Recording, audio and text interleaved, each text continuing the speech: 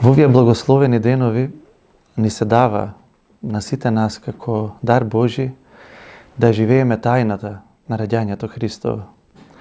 Но не само на раѓањето Христово, туку и на целокупниот Христов домострој на спасението, но исто така и да земеме реално учество во него преку литургискиот живот во светите тајни на црквата.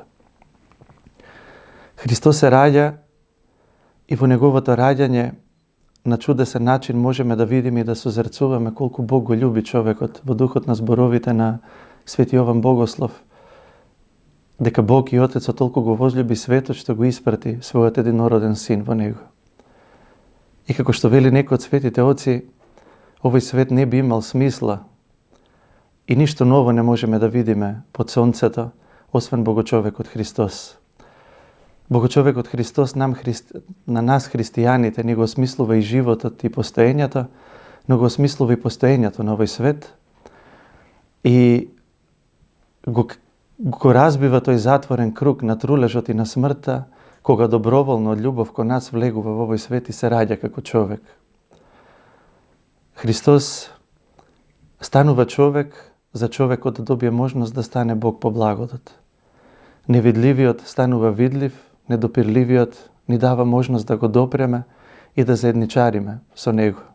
Во личноста Христова, на таинствен и љубовен начин Бог го прегрнува човекот и ја надминува бездната помеѓу созданието и Создателот. Христос се роди за ние да добиеме можност да станеме Христови, да станеме христијани. А христијани во вистинската смисла на зборот сме тогаш кога секој човек го гледаме како икона Божја и аналогно на тоа секој човек и го третираме така. Нема љубов кон Бог и нема христијанство без љубов кон ближниот. Се друго е сурогат на христијанството. Со овие би завршил со овие зборови, но воедно и сакам на сите вам да ви го пренесам благословот на нашиот свет владика, митрополитот Струмички, Господин Наум, и во негово име да ви посакам благодатни и благословени празници со едни од најрадосните зборови за сите нас. Христос се роди.